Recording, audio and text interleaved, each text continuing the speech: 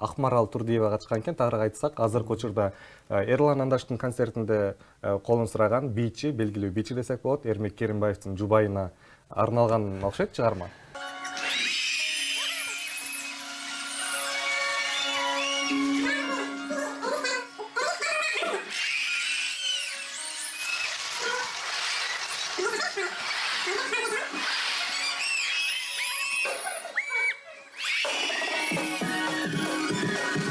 Тактап айтсак, күздө үйлөнөм деген жакшы пландарым бар, бирок кайсы күз экен азырынча белгисиз да. Балким 2023-2024 ким балким.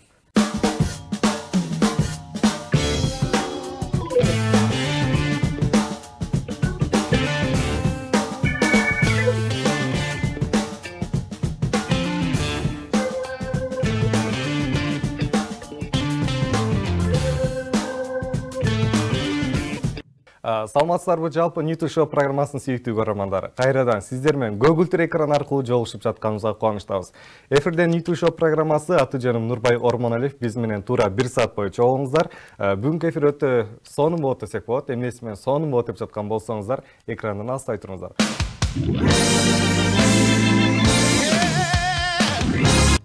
Жаңыдан биздин катарыбызга кошулган сүйүктүү көрөрмандарыбызга дагы бир жолу салам айтабыз. Бүгүнкү эфирибиздин алгачкы коногу десек болот. Эшикте жаз, көчөдө жаз дегеле биздин студиябызга өзүнүн жашыл костюму менен жаз чакырып келген ырчы десек болот, көп кырдуу таланттын ээси десек болот, жана ошондой эле эстраданын жылдызы, узун бойлуу, терең ойлуу жигит Мунарбек Кадыров. Саламатсызбы? Саламатсызбы? Куш келипсиз. Бирге болуңуздар. Кушбак болуңуздар.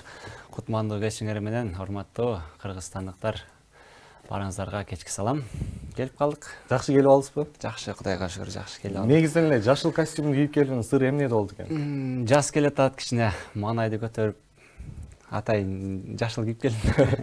Жакшы. Келиңиз адегенде эле биздин куттуу студиябызга өзүңүз келбестен колуңузга гитараңызды ала келген экенсиз. Биздин сүйүктүү көрөрмандарыбызга жагымдуу музыкалык чыгарма болсун. Ыр менен баштап берели, Келиңиз анда. Келиңиздер анда. Бул чыгарма негизи чыга элек. Жакын күндөрдө буюрса даярдап атабыз. Алгач биринчилерден болуп биз угуп аткан турбайбыз. Ооба, биринчилерден болуп атасыңар. Татына кыз деп аталат. Албетте жаз келип, сүйүүлөр башталып, татына болгон сулуулар карналат турбайбы? Жалпы биздин көрөрмандарыбызга, жалпы татына кыздардын урматына жаңырсын, кабыл алыңыздар. Татына кыздар, келиңиздер анда экранга жакыныраак келиңиздер, сиздер үчүн Мунарбек Кадыровдон татына. Баскандарың тык татынам, жашыл көйнөк сага моштой жарашкан. Ямычканга тартылам элжиреп, эриңдериң сочный сенин татынам. Бәле! Ой, татына сулуу, ай, ажарың улуу, I love you, татынам сени, чиркин сүйкүмдүү эби. Капаланба татына кыз сен мага, тарынбачы кылып таныбагана. Таба алсам жүрөгүңдүн ачкычын, ал парамын айылмаса дагам. Ой, татына сулуу, ай, ажарың улуу. I love you, татынам сени, чиркин сүйкүмдүү эби. Ой, татына сулуу, ай, ажарың улуу. I love you, татынам сени, чиркин сүйкүмдүү эби. Чиркин сүйкүмдүү эби. Баракелде. Эң сонун чыгарма экен. Бул чыгармаңызга качан күбө боло алабыз? Буюрса жакынкы күндөрдө, ошо азыр аранжировкасын өзүм жасап атам. Бүтөйүн деп калдым. Майда шүйдө нерселер калган, ошону бүтүрүп, буюрса анан эл алдына тартуулайбыз деген жакшы пландарыбыз бар. Биз да күтөбүз. Сизге алгачкы суроолорубузду узата кетели. Чыгармачылыктан көпкө тыныгуу болуп калды учурда. Эмне себептен ушундай болуп калды? Ооба, эми ал сырларды айтпай эле коеюн, бир аз белгисиз, белгилүү себептерден улам ушундай болуп калды. Ортодо 1 жыл пауза болуп калды. Анан буюрса 2023 билекти түрүп алып, чыгармачылыкка аябай катуу киришкен убагым. Өзүм студия ачканмын, ошол жактан өзүм ырларымды өзүм жасап, ошол жактан аракет кылып, быйыл бир өзгөчө иштейли деген жакшы ниеттебиз. Буюрса 2023-жыл сизден жаңы ырлардын топтомдорун күтсөк болот экен да. Ооба, буюрса быйыл бир альбом жазайын деген өзүмдүн бир мынакта максатым бар. Ошону ишке ашырыш керек. Негизинен эле Мунарбек Кадыров кайсыл жактын кулуна болот? Негизи эле Өрүк Зарлуу Баткен областына караштуу Кадамжай районунун Майдан деген айылынан болом. Ошол жактан суусун ичип, айтор топурагын ойноп, ошол жакта чоңойгонбуз. Жакшы, бул суроону бергенимдин да бирден бир себеби бар. Себеби дегенде Нияктан дегениңизден эле акцент менен байкап калдык да. Негизи ар бир жактын өзүнүн диалектиси болот эмеспи? Ооба. Кийинки суроолорду бере кетели анда.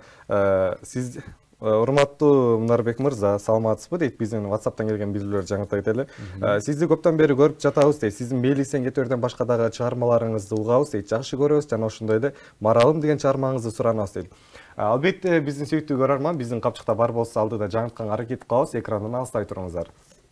Саламатсызбы Мунарбек мырза дейт. 23 февралды кандай өткөрдүңүз дейт. 23 февраль. Бүгүн канчасы болуп калды ошондо? Бүгүн канчасы? 27. 23-нөн баштап бир аз эс алуу болбой аткан окшойт, бир аз ошондой болуп атат. Анан 23-үндө майрамды катуу тосконсузбу балким? Эми майрамды ошо дос балдарыбыз менен тостук, үйдөгүлөр менен олтурдук дегендей маанайды, майрамды ошо өтө жакшы маанайда тостук. Ошол. Главный жакшы эле. Жакшы. Баштары жакшы. Кылт эткен бар, тамаша. Келиңиз анда бүгүн кыштын акыркы күндөрүнүн бири. Негизинен эле кыш дегенде ушул декабрь, январь, февраль айларында эмнеси менен сиздин эсиңизде калды? Суугу менен эсиме калды. Аябай суук болду го быйылкы жылы.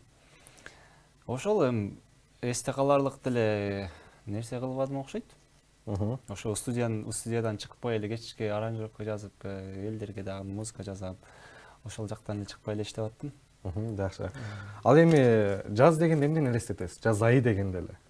Жаз дегенде эле Бекборбиев агабыздын баягы ыры эсиме келет. Жаз дегенде эле сразу эле ошол эсиме келет. Анан жаз дегенде жалбырактар, айлана чөйлөлөр жашарып, мындай бир маанайыңдагы көтөрүлүп, бир өзгөчө болуп каласың ошол мезгилдерде.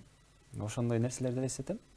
Жаз ай дегенде эле албетте башталыш эле 8 март Айылзаттын эл аралык майрамы менен башталат эмеспи? Демек, жаз айында көптөгөн майрамдар бар. Ошол майрамдардын арасынан кайсы бири сизге жагат? 8 март. 5 март жагат, ак калпак күнү эмеспи, биздин кыргыздардын. Ошол 8 март. Норус жакпайбы? Норус деле жагат, баардык эле майрамдар жагат негизи. 5 март, 21 март бул эме да кыргыздын бир улуттук эмес майрамы болуп аткандан кийин албетте ар бир кыргызга жагат болуш керек. Ал эми 8 мартка даярдыктар кандай? Даярдык деле жок азыр. Ошо жалпы Айылзатыбызды келе жаткан 8 март майрамы менен биринчилерден болуп куттуктап кетейинчи. Майрамыңыздар менен сиздер бар, биз бар дегендей. Сиздерди жакшы көрөбүз, барып алыңыздар. Демек, 8 мартка айтып өтөт эмеспи? 8 мартка карата башталган жол дейт, 23 февралдан башталат депчи. 23-үндө жол жакшы башталган эмес окшойт. Жакшы эле башталды. Ооба, белек-бежектерди алдык. Өзүбүзгө керектүү адамдардан. Азыркы учурда ойлонуп жаткан экенсиз да. Эмне белек берсем болот экен. Эмне белек берсем экен деп ойлонуп атабыз. Буйрсам өзүбүзгө жаккан биз тандап бергенде алат болуш керек деп ойлойбуз. Айтат эмеспи, баягы күндү кандай баштасаң, ошол күн батканга чейин ошондой болот депчи. Анын сыңары 1 марттан баштап кандай пландар бар алдыда? 1 март айында азырынча планым деле жок, но апрель айында айылдарга гастролдоп келели деген өзүбүздүн дос балдарыбыз менен жакшы пландарды, максаттарды коюп атабыз. Буюрса ишке ашырабыз деген үмүттөбүз. Ошонун үстүнөн иштеп атабыз. Азыр ырларды даярдап, клиптерди тартабыз деген. Демек, кайсыл жактан баштайын деп турасыздар? Мен негизи өзүмдүн мектебиме концерт коем алгач. Андан Кызыл Кыя шаарына же болбосо Кара Жагаш деген айыл өкмөтүбүз бар, ошол жака коем. Азыр ошол маселе чечилбей турат. Ошол чечилсе. Демек, Баткенден баштайсыз. Баткенден баштайм. Анан чогуу барган дос балдарыбыз да бар да. Ошолордун айылына коебуз. Ар бирибиз ошо барган ырчыларчы өзүнүн эле айылдарыбызга коюп келебиз. Анан буюрса дагы пландар бар. Москва жергесине барып калабызбы деген. Жакшы. Бизди көрүп жаткан болсоңуздар, албетте сиздер үчүн жакын күндөрү Москва жергесинен көрүп жаткан болсоңуз, Москвага дагы Мунарбек мырза өзүнүн достору менен барып, сиздердин маанайыңыздарды көтөрүп кетти деген ойдобуз. Буюрса. Балким 21-март, балким 8-марттарга барасыздар да. Жок, марттан кийин го дейм. Апрель айында. Москва бир аз под вопрос, бирок Кыргызстанга сөзсүз аракет кылып атабыз. Буюрса барабыз. Бизди көрүп жаткан көрөрманым, сиздерге экранында чыгып турган байланыш номерлерге өзүңүздөрдүн суроолоруңуздар болсо жаңыртып өтсөңүздөр болот. Албетте Мунарбек мырзага байланыштуу суроолор болсо, жана ошондой эле өзүңүздүн жакын адамыңыздын туулган күнү же болбосо жакшылыгы менен бөлүшө турган болсоңуздар, экран алдына чыгып турган байланыш номерлерге байланышсаңыздар болот. Сиздерден келген SMS билдирүүлөрдү өз дарегине жеткирген аракет кылабыз. Эгерде сиздин жакын адамыңыздын туулган күнү болсо, Мунарбек мырзадан жагымдуу ыр белектерди да суранып кетсеңиздер болот. Эфирден YouTube шоу программасы бүгүнкү биздин коногубуз эстрада жылдызы Мунарбек Кадыров.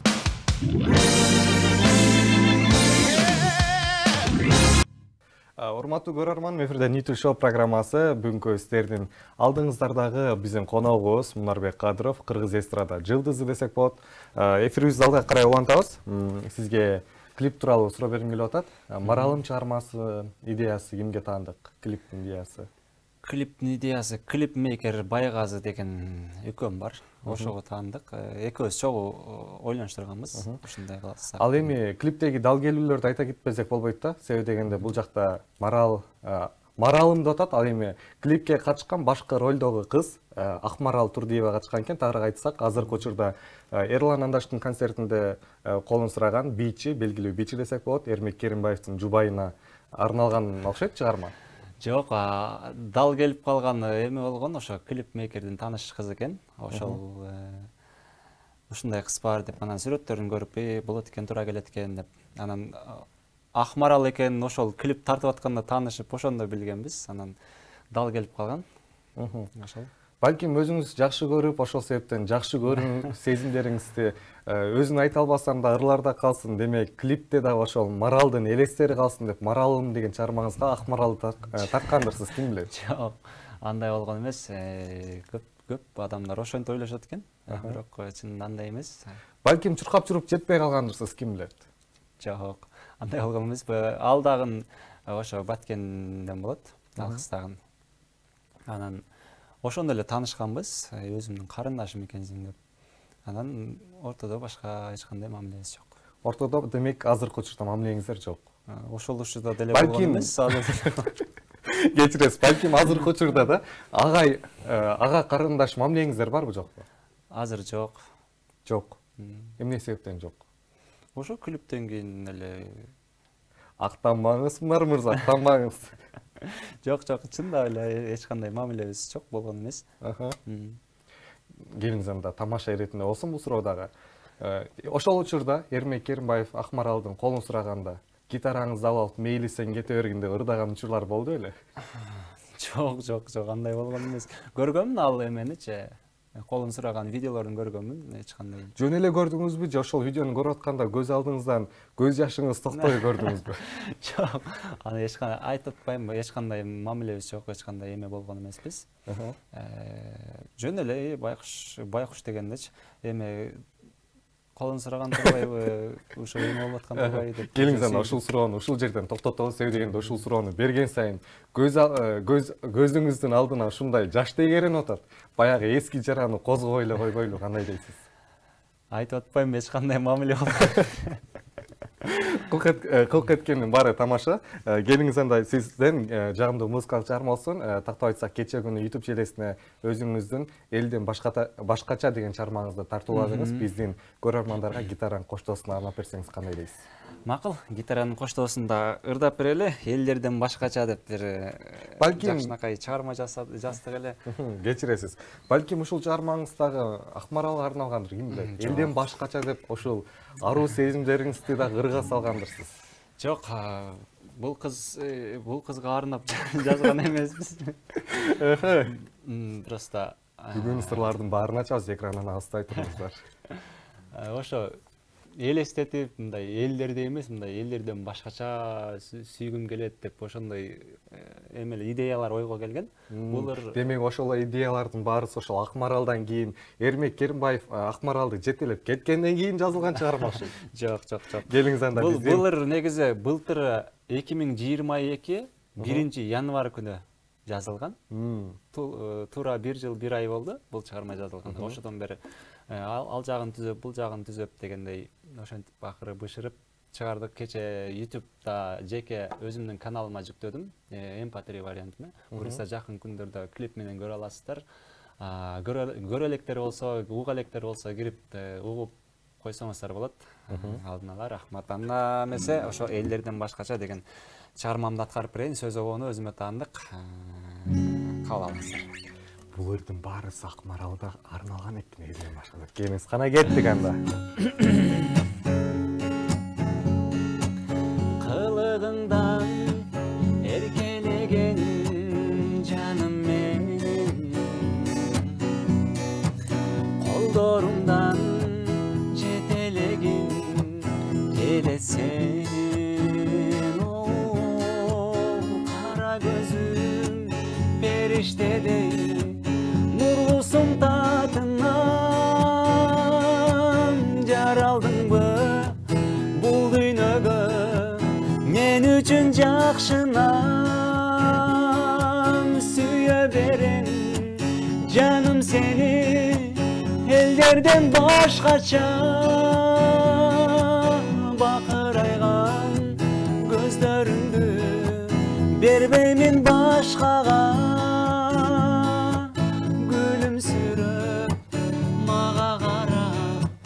жылмайган жүзүңдү сүйө берем жаным сени элдерден башкача сүрдөнөмүн сөз айта албай уяламын мени карап күлүп койсоң кубанамын берген таберегин аячы өзүмдөн да кызганамын аярым өзүңдү сүйө берем жаным сени элдерден башкача бакырайган көздөрүңдү бербеймин башкага күлүмсүрөп мага карап жылмайган жүзүңдү сүйө берем жаным сени элдерден башкача. Баракелде. Сон чыгарма болгон экен, негизинен бизге ону дагы сөзү дагы айтор ону сөзүнө төп келген экен. Жакшы чыгарма экен. Бул чыгарманын жаралуу тарыхы кандай болуп калды? Рахмат. Булар негизи былтыр 2022 концерт коебуз деп биздин KG Club Production деген өзүбүздүн командабыз бар. Нурлан Мамакеев продюсерлик центри. Ошол жактан концерт коебуз деп анан дуэтке жазылган чыгарма болчу негизи. Аида Багышбекова деген карындашыбыз экөөбүз дуэт ырдайбыз деп баштап жазылган. Анан ошодон кийин эле бир аз эмелерден улам, себептерден улам. Анан өзүм ырдай турган болуп калдым. Дуэтке бир аз ылайык келбей калат экен деп чечип, анан ошол жаралуу тарыхы ошол.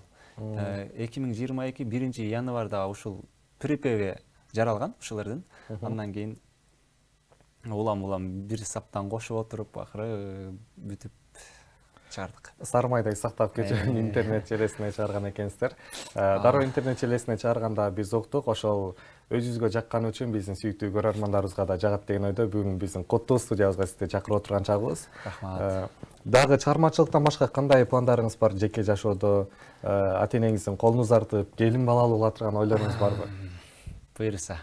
Буюрса.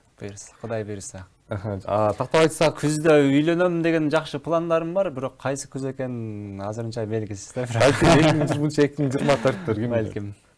Балким учурда үйлөнүп алып унчукпай жүргөндүрсүз. Балким. Деп койду. Буюрса.